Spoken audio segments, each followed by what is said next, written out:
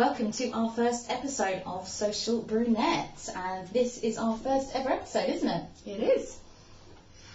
I'm Jen and this is Tash, and we're going to start with our weekly roundup. So Tash, what have you been up to during November? Gosh, what have I been up to? Well, I guess I'm starting to think a little bit about Christmas. I know not everyone wants to mention Christmas really, but yeah, I mean, I've started buying a few presents. I'm quite a planner.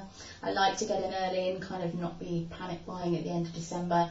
Started getting a few Christmas decorations. Not decorated the house yet. I'm going to be probably in the next week or the week after. When do you do that? When is that? I mean, I don't. It's not even really a tradition, but for us, it's usually around the sort of 6th, 7th of December, whatever that sort of second weekend is. I think in December is when we kind of start. My husband doesn't like to talk about Christmas before December. He's a bit of a bar humbug. Hopefully he won't watch this as this is a women's group. But yeah, he's not someone that likes the house to look and feel too Christmassy before December. Okay. I kind of get him. He gets frustrated with all the adverts. You know, the adverts that have started probably a month ago. Yeah. They're advertising Christmas lunch and food and drinks and what to buy. And he kind of hates all that build-up. He just wants to make it big in December. So yeah, it's usually around say 6th or 7th of December. Okay. How about you? Have you started? I've actually almost finished all my Christmas shopping. Sorry to make you feel bad. Yeah, in case we get locked down again. So no, it's just to get ahead of the game really, because I've got young twins and their birthday actually falls on the 17th of December. So we have a very quick succession, lots of gift giving. So yeah, it's good to be organised. But with us, decorating the house won't start until, it's usually that second weekend. Okay. But I think we've agreed that this year, because there's been no other sort of festive activities, we'll probably start at the beginning of December. Yeah, just to get the kids into it and to get us into it, Do really. you still get excited about, because obviously having a birthday in December, having Christmas, I mean, we've got members of our family who I think one's on December 30th and one's on the 17th, so similar to you. And they've always felt that it's lost a little bit of that excitement for a birthday because it's kind of all crammed into one month. Yeah. Particularly kids, I think. Yeah, and we try really hard not to combine presents. I think this year's the first year that we're actually saying, look, this is your Christmas and birthday present. We've got one that wants to do some horse riding lessons or whatever it is. It sounds very posh. Yes.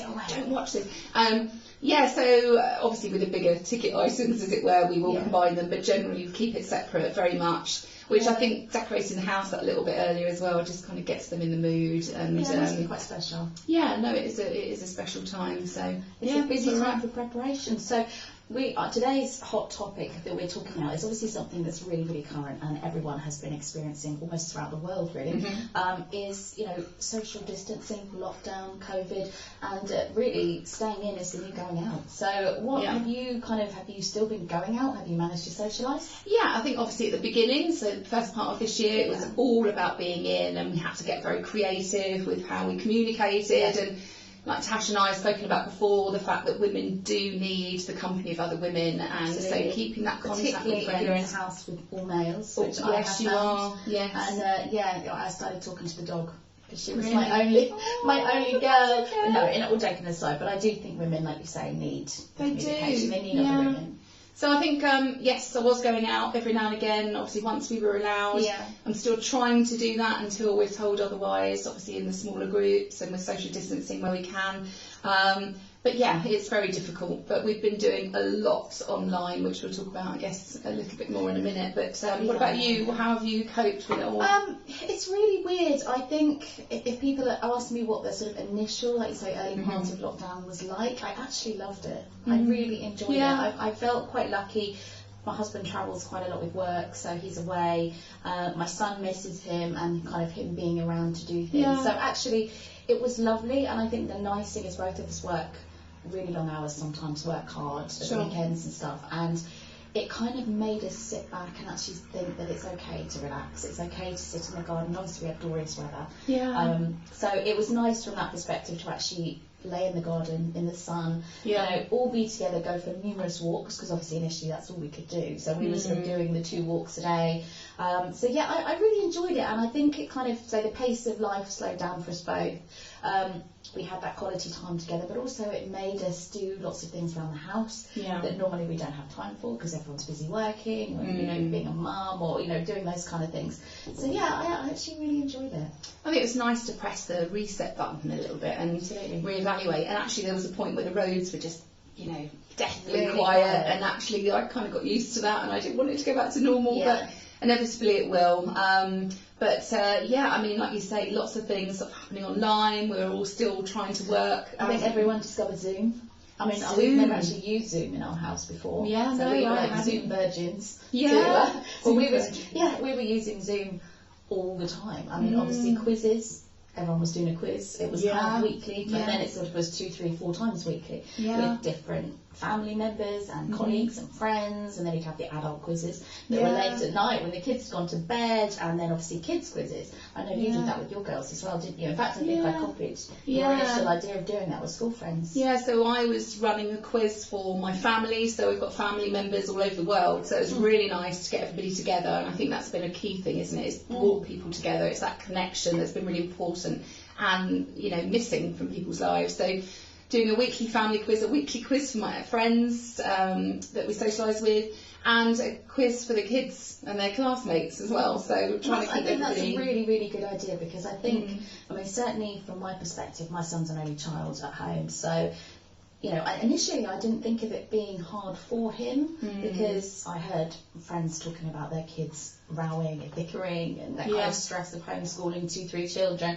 and I felt quite lucky because Harrison's always been quite good with doing his schooling and his homework and stuff like that, and he actually responded very well to lockdown. Sure. But certainly towards the end, I noticed that actually he really missed having another sibling around, or a friend, or someone his just own that age. interaction. You just can't be everything, can you? No. All the time. You can't be, in their imagination and do things the way they want to do them. So it was quite hard, and I think by that week 8 or 9, like you said, doing more of those Zooms, bingo online and stuff, so they can actually just see their friends, see their other, little mates from school or whatever. It has made it really, important for them and quite special. And I think at the beginning, none of us had any idea how long it was going to go on for. I think we were all sort of, we'll get through to the summer holidays, it will be fine. And then, of course, it wasn't. And so the enthusiasm started to wane. I was all about the activities at the beginning, lots of enthusiasm. And then, and likewise with lots of my friends, that started to fade off. And then it was like, what can we actually do? And we're bound by all these restrictions. What about cooking?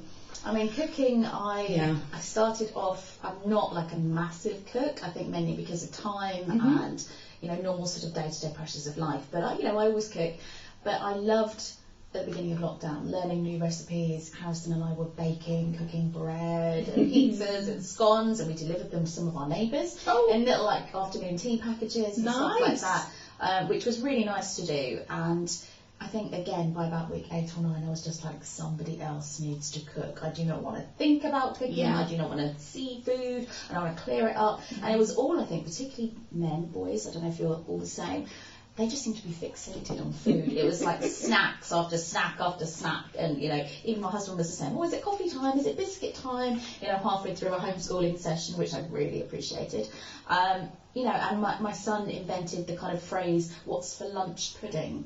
And it was just like, God, pudding's enough to think about at dinner time, let alone inventing something for lunch as well. But obviously they're used to getting pudding at school. So I think that's the thing, isn't it? You are preparing breakfast, lunch, dinner, the snacks for everybody, because everybody's all of a sudden in the house at the same time. And I didn't save money on everyone said, I've saved so much money. I was spending more money on food. And those kind of things. So I don't know who those people are that saved all the money, because it didn't seem to be in my household at all. Not in mine, no. But did you cook? Did you bake? Not so much baking. We didn't experiment that much, but certainly cooking together. I'm all about sort of, minimum effort, big impact with things. So got lots of hacks, which we'll talk about another time as well. But so lots of stuff with the girls, getting them involved in food prep. We do the slow cooking quite a bit. I've got a lovely tagine as well at home. Yes, we do Moroccan and Turkish dishes. And I think that's good, and kind of making kids experiment with new tastes and textures. Definitely. And all that, kind of getting their taste buds early. But talking of like house and looking after things, I mean, I don't know about you, but I've been a little bit obsessed with a series that's been on Netflix detox at the moment called the Home Edit. I haven't ventured that Yeah, far with it I yet, don't but think yeah. you've seen it. Okay, so the ladies, I'm going to be very honest, which you will notice about some of our episodes, is I find them a little bit cheesy, particularly one of them. I'm not going to say which, make your own mind up on that, but I'm loving the fact it's all about detoxing your home and clearing out your cupboards, and I do love their organisation tips and the kind of before and after pics. Yeah. So I think a lot of people used lockdown for an opportunity to get things done in their homes that they didn't normally have time to do. I know that, I mean, I'm quite a tidy, quite an organised person anyway, probably because of my business as well. Her house is lovely. But, you know, it was really nice to get those other things done, like, you know, clear out your airing cupboard. I wardrobe detoxed my son's bedroom, which he was really into. And, yeah, getting that kind of time to do things like that. Did you do anything in the house? Or, because you're renting, aren't you, at the moment? Renting at the moment. A bit different. But, yeah, I mean, certainly at the beginning of lockdown, we were in the throes of moving. So, no charity shops were open, we couldn't get rid of things, and so we just had bags of stuff. So we did detox in that sense, ready to move. But yes, I mean, it was quite difficult. But usually my motto is life's too short to peel a mushroom, which means, don't worry about those sort of things, you know, shove everything in the airing cupboard. But actually, yes, having the time, you know, there's no excuse to detox, to get things in order. And actually, I feel a little bit more refreshed and a bit lighter from it because, everything's got a place. I think that is the beauty of detoxing or doing like a home cleanse or something like that. Sure. You do. It Definitely. is a bit like therapy. And I think we probably all needed a little bit of therapy. I mean, someone said to me once, quite early on in lockdown, and I think we spoke about it, is you're either going to come out of lockdown pregnant, fat, or divorced. So, I don't know. I definitely think I gained a few pounds from certainly all the baking and cooking that we did at the beginning. I don't know. I was certainly not pregnant anyway, so that was out of the question. But, I think there's a lot of things that happened kind of during lockdown. Definitely. But I was absolutely ready to start going out, and I think, like a lot of women, get my hair done. Oh my God, my roots. I was so desperate to get my roots done and get a good manicure. That was like flipping a pleasure for me. It was. And do you know what I loved? I loved everything changed during lockdown, but advertising campaigns. There was Eva Longoria showing her before and after. Amazing, really sort of uncovering things and showing it how it is. And I think Holly Willoughby as well did something online I think with there's hers. still a lot of people who are actually going a little bit more natural with their roots and maybe embracing grey, whereas I'm certainly not embracing the grey. I'm definitely a long way off. That's one of our topics for the I was future. going to say, more on that. Yeah, I'm a long way off embracing anything too natural at the moment. But I mean, I think it was good to see that side of things. Definitely. And I think if lockdown happens again, I'm moving my hairdresser in with me. Because I think my husband hairdresser and nail lady can stay. I'm only joking. But I do think that would be so useful, and and I just looked forward so much to spending time with my friends and going out, and like you say, female company. And I have been, I say, quite lucky. I have been out a few times since we've kind of been out, allowed out. Obviously in our groups that were allowed. But it was so nice that first time to actually get a bit dressed up, go somewhere for dinner, have someone else cook, have a good laugh with your friends. And I think that's something we've all really needed, and long may it continue. To be honest, hopefully we're not going to lock down again. I know. So I know we're not back to normal, whatever normal is, but what do you think you still miss that we aren't currently doing? What's the big thing?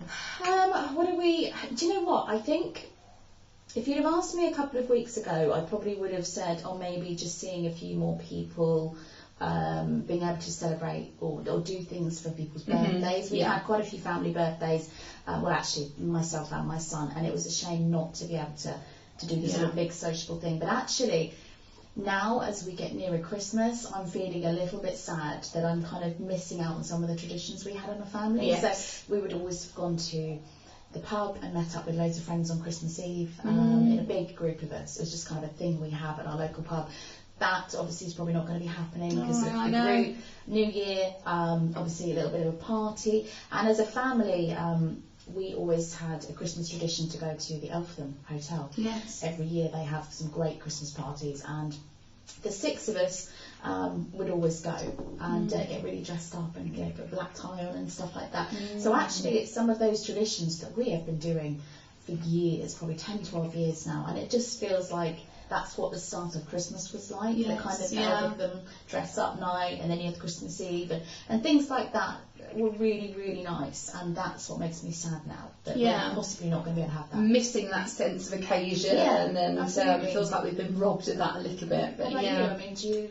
I think obviously the family interaction's a big one for all of us probably, but another big one for me just generally, I'm a bit of a hugger, so I really miss, you sort of don't know Jenny what to do. I know. You see Jenny give her a hug. I know, but yeah, when you meet people it's just, for me even in a business sense as well, it's quite nice to do the, you know, kiss in the cheeks, or especially in your job as well normally, isn't it? Yeah, that's it. It's a lot more relaxed. It's not so formal. It's not really a corporate sort of job that I do. But yeah, so I think hugging definitely, and just generally having all the restrictions removed, so that it's not having to think about have we got more than 6 people in the house at any one time. Some of my friends have got 3, 4 children, and of course their families they can't come around, isn't it? But it's literally like eeny, meeny, miny, mo, who's actually going to come or who's not going to. It's almost like you're having to be selective with friends and family. Definitely. And like you say, our sort of closer family is automatically between a 7 and a 10. Oh. So it is. It's really hard. But like you, I think with the hugging thing, it's that awkwardness as well. Because some people are a little bit more relaxed, like a lot of the rules at the moment, and other people are very like they stand back and they're back against the wall when you come near them. But yeah, it's that kind of should we hug, kids? Yeah. No, and then people are like, let's hug. Yeah. And it's lovely when someone is kind of comfortable with the hugging, because I'm like you, I'm quite tactile.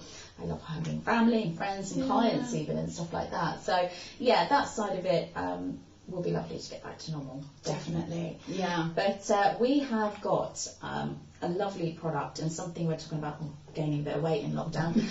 But we've got the most fantastic product today, and Jen, you're going to say a bit about it. So our first product review today, we will be sharing lots of lovely pictures. We've taken some pictures before we show them and before we tuck into them today. They are provided to us by Exotic Tramp. They are an artisan chocolatiers. They're based local to us, actually, in Frimley, in Surrey. And they tend to do chocolates that pair really well with rum, for example. I think that's kind of their starting point at the moment. Christmas. I know, perfect for Christmas. So today we're going to be reviewing the dark Madagascar chocolate with raspberry. I'm excited. I love a bit of raspberry. I know, and actually I've had to tear Natasha away from these other 2 boxes that we have here. So we've got dark chocolate with rum and rhubarb truffle, and a dark Madagascar chocolate with rum and pear. So we've got 2 boxes that we aren't going to be eating that we'd like to share with you. So there will be a giveaway. So all the details of that will be in the posts. I love a giveaway. I love a freebie. Giveaway. I love a freebie. Exactly. At the moment, we need a bit of cheering on. I know. Like that. Bit of chocolate always keeps the spirits up. So and rum. There's a pun there. And rum. Oh my goodness, who doesn't love a bit of rum? So these 2 boxes, we'll be posting details of those. But I'm just going to show you, so all the packaging, it's obviously in a lovely box here, looks very sort of crafty, but very natural, almost. Very natural. And actually all of the packaging, Sean, the lovely owner of Exotic Tramp, has worked really hard to make sure that all the packaging is sustainable. There's no plastic, so no plastic trays or anything like that. And actually the chocolates, and I have got a picture that we will be showing you. They are golden balls. They go golden balls, and it's almost a shame to eat them. But we are. I'm going to eat them, and this is the first time we're testing, so literally it's a hard reaction is key here. But yeah, I hope you can see that it's actually got this sort of gold shimmer to it. So they are beautiful. You would want to have all these at a dinner party. Dinner party, socially distanced group of 6. They'd be perfect. Staying in is the new going out with these chocolates. So these, just a reminder, chocolate with raspberry. Don't talk to me when I've got my mouth. Can't talk to Natasha, so we'll do a little tag team. We'll let Natasha, her mouth stuck together, so we'll let her finish. I'm going to take a bite, being more ladylike. Oh, big gob over here, straight in. So it's a solid chocolate.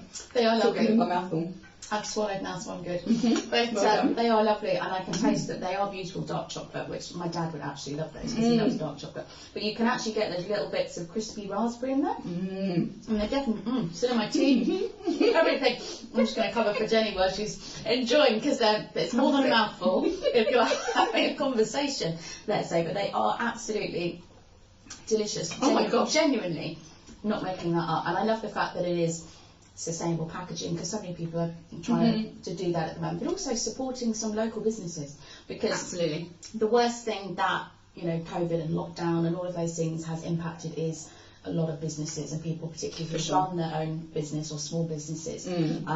So it's great to support, you know, local business and you know, small products and things that wouldn't necessarily be out of the market without people sharing them and talking about them. Well, that's so it. It's nice to be able to do that. All Christmas markets, I know this particular company has been affected by the fact that lots of their fairs, summer fairs, Christmas events are all cancelled. Yeah.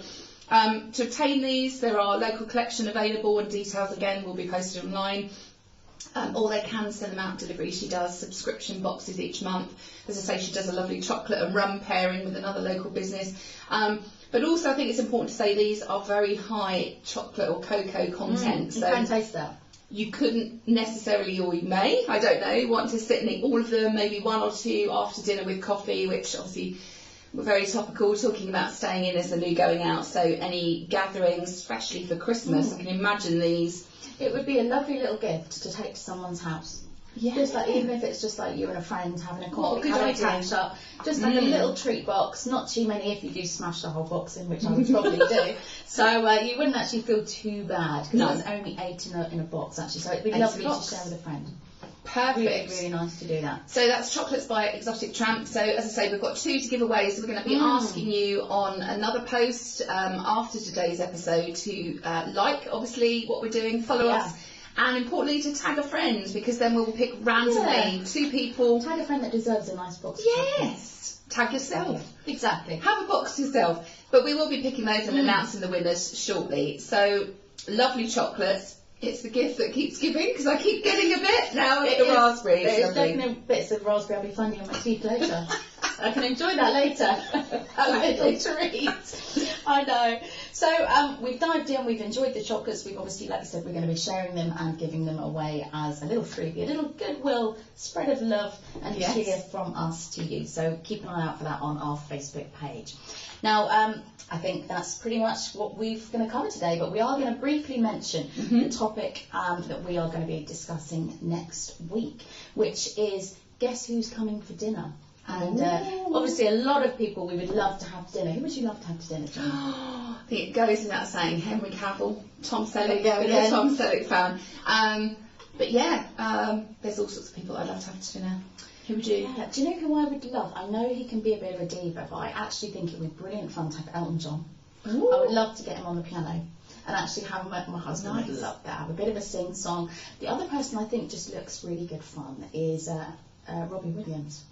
Mine's a bit musical themed actually, Very but I musical. do like a bit of music. I like a bit of dancing, so I think actually Mine are that more would go really ornamental. well. You just like them because they're pretty. They can sit in the corner and decorate my table. Yeah, But that as well. Yeah. And if you're a lookalike for any of those people, you're a lookalike. there we go, that got Jenny all excited. If you are a lookalike to a celebrity, then we would love to see that as well. So please share your pics. If you, your husband, or anyone, girlfriend that you're with is a lookalike for a celebrity, I would love to see those. And if you do have any Henry Cavill lookalikes in your family or friends group, then please, let us know. We'll send them to Jenny and we'll make her Christmas. We'll put them in a little box with a bow on, and she can open that Christmas Eve as a little treat from us. So obviously tying in nicely with what we've been talking about today. So next week's episode, talking a lot about maybe the impact of not being able to invite everybody for Christmas, and do you put everybody's name in a hat? How do you do it? We'll be talking about all of that on next week's episode. Christmas Day traditions as well. Because I think everyone has their own little traditions that they like to do, whether it be food, games,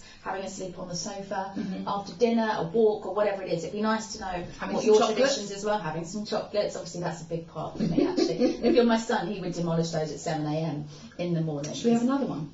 I'm gonna finish when I'm not gonna put that in while I'm still talking, because I know that it's more than a mouthful, and I just put the whole thing in, whereas you took a bit of a lady bite, but I was just straight in there. It's like a Malteser. Different story. Yeah. That is us for today. So thank you so much for joining us. I hope you've enjoyed our first episode, and we look forward to seeing you next week. Thank you again. I'm gonna put this in. Cheers. Cheers.